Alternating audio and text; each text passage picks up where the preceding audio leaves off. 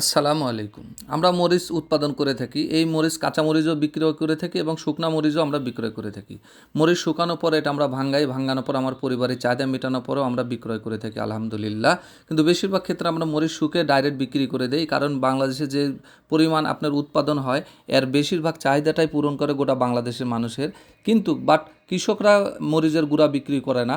মরিচের গুঁড়াটা বিক্রি হয় বিভিন্ন কোম্পানির, বিভিন্ন নাম আমি নাই বললাম, বড় বড় প্রসাধনী বিভিন্ন ধরনের কোম্পানি যারা আছে তারা এই মরিচের গুঁড়া বিক্রয় করে থাকে এবং বিভিন্ন রঙিন রঙিন প্যাকেট এবং খামে বিক্রয় হয়ে থাকে।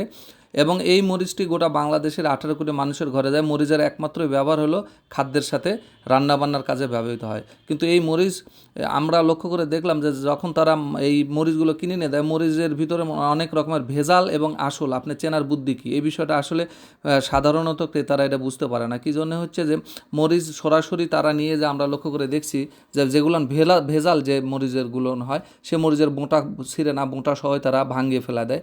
আর আমরা যখন বাড়িতে খাবারের জন্য আমরা নিজেরা করি, বোঁটাগুলো ছিঁড়ে ফেলা দেওয়া পরগান কিন্তু আমরা হলো এই মরিচগুলো ভাঙাই। এবং মরিচের 3-4টা কোয়ালিটি হয়, কিছু মরিচ সাদা ফটকা ফটকা হয়ে যায় যেগুলো বাতিল খুবই কম দামের।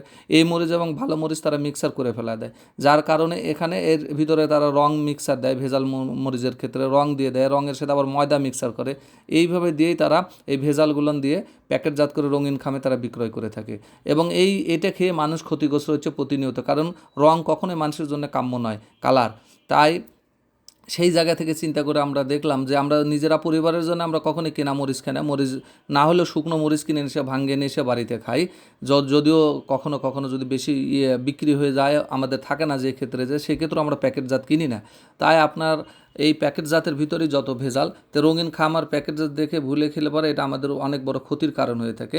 এই যে আমি মরিচ নিয়ে এসেছি, মরিচ নিয়ে আসার পর আমাদের যে শুকাতে দিয়েছি, শুকানোর পর এটা ভাঙানোর পর এটা দিয়ে আমাদের রান্নাবান্নার কাজে ব্যবহৃত হয়ে থাকে আলহামদুলিল্লাহ। এবং যেহেতু ই-কমার্স মার্কেট আসছে, অনলাইন মার্কেটের যুগ, তাই আমরা এখন থেকে যে আমাদের উৎপাদিত কৃষি পণ্য সকল পণ্যই আমরা অনলাইনে সেল দিয়ে থাকি সিংহভাগ। বাকি কিছু অংশ থাকে সেটা আমরা বাজারে হাটে বাজারে বিক্রয় করে থাকি। এবং আপনাদের কথা মাথায় রেখে আমরা মরিচের গুঁড়াটা আমরা এখন থেকে মেশিন থেকে ভাঙিয়ে নিয়ে এসে গুঁড়া সরাসরি আমরা ভক্তার হাতে তুলে দিচ্ছি আলহামদুলিল্লাহ। আপনারা যাদের যেখান থেকে বাংলাদেশের বিভিন্ন জায়গাতে যাদের প্রয়োজন থাকে আমাদের ইনবক্সের নাম্বারে যোগাযোগ করলে আমরা আপনাদের ঠিকানায় পাঠিয়ে দেবো ইনশাল্লাহ। এবং আপনারা আমাদের জন্য দোয়া করবেন। আমরা প্রতিনিয়তই যে খাবার খেয়ে থাকি, দেখেন মাছ, মাংস, ডিম, সব কিছুতেই আমাদের কৃষি পণ্যের কোনো বিকল্প নাই। রান্নার ক্ষেত্রে কিন্তু মরিচের গুঁড়া লাগবে, আর মরিচের গুঁড়া সেটা আসল হতে হবে।